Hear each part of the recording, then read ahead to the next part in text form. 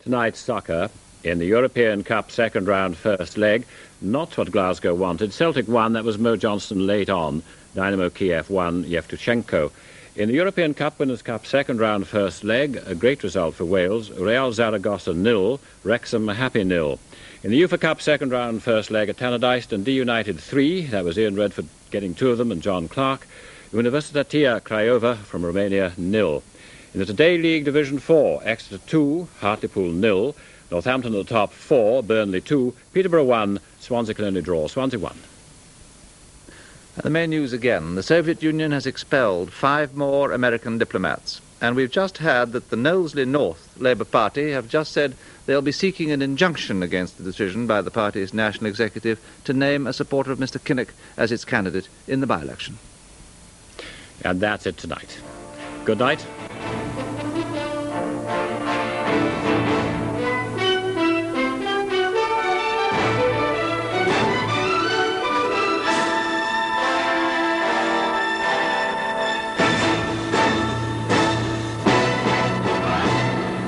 Next tonight, the Thames News headlines, followed by a tale of terror with Alfred Hitchcock's The Birds.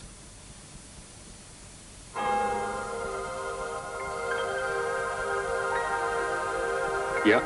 This No problem. is the Sierra LX. The sunroof is standard. The 90 horsepower lean burn engine has an appetite for motorways. The sound system has electronic search. Sports suspension handles the corners. And a rev counter helps you time every gear change to perfection. The Ford Sierra LX makes you glad you're not tied to a desk.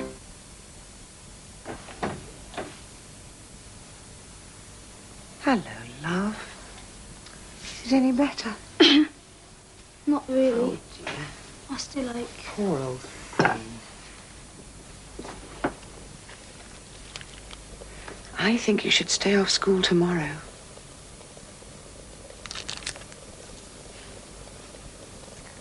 Do you think you could manage some of this? I could try. Any more? Yeah.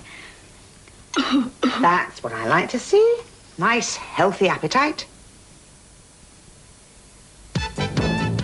Opening more doors to more jobs. That's Action for Jobs. Training for today's skills. The community program for people who've been out of work for a long time. That's Action for Jobs. Help for starting your own enterprise. That's Action for Jobs. More than 30 government programs. Help for over 1 million people. Action for Jobs. Get the booklet at main post offices and job centres now. Good evening. Violence flared at Hackney tonight when a Liberal councillor fired blanks in the council chamber. Pierre Royan fired a pistol 3 times after a Sinn Féin representative was allowed to address the council. Mr Royan was bundled out of the room by Labour councillors, and Hackney say they intend taking legal action. A High Court will rule tomorrow on the case of a woman who had both her breasts removed after a hospital wrongly diagnosed cancer. Manuela Vaughan from Kensington is claiming damages from the Paddington and North Kensington Health Authority who've not contested liability. Mrs Vaughan underwent 11 operations at St Mary's Hospital in Paddington before it was discovered she didn't have cancer and a wrong diagnosis had been made.